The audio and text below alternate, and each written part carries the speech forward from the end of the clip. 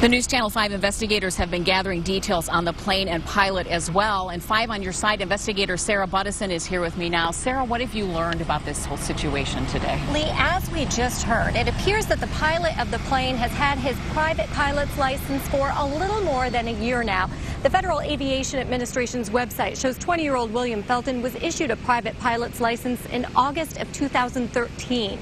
We also found Felton has been medically certified to fly a plane since 2011, but officials weren't able to give us any details about his training. We also looked at records related to the Cessna 172 aircraft Felton was flying. According to federal transportation records, the plane has not been involved in any previous accidents or incidents. Now, the plane was registered to Lawrence Roll. He is the owner of T&G Flying Club. Its website lists locations at Burke Lakefront Airport and the Cuyahoga County Airport.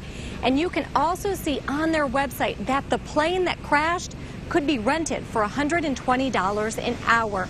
We just received a statement from Roll expressing his condolences to the victims' loved ones.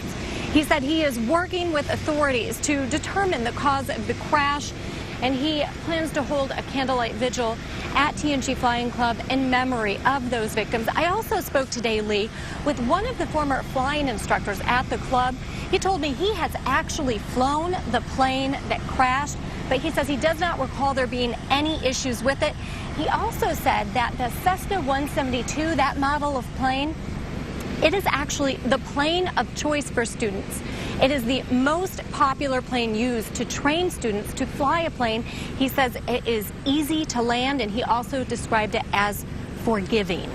Well, you know, it's tough to think. I mean, this flight last night, they were not going anywhere. It was meant to be just an hour or so, enjoying a beautiful evening and something that can be such a joyful experience, and one that has now ended so awfully for these 4 families. Yes, it's so sad to hear. Something else the instructor told me was that it can just take a small incident that can snowball and cause a crash. He says it is something that he hears about happening.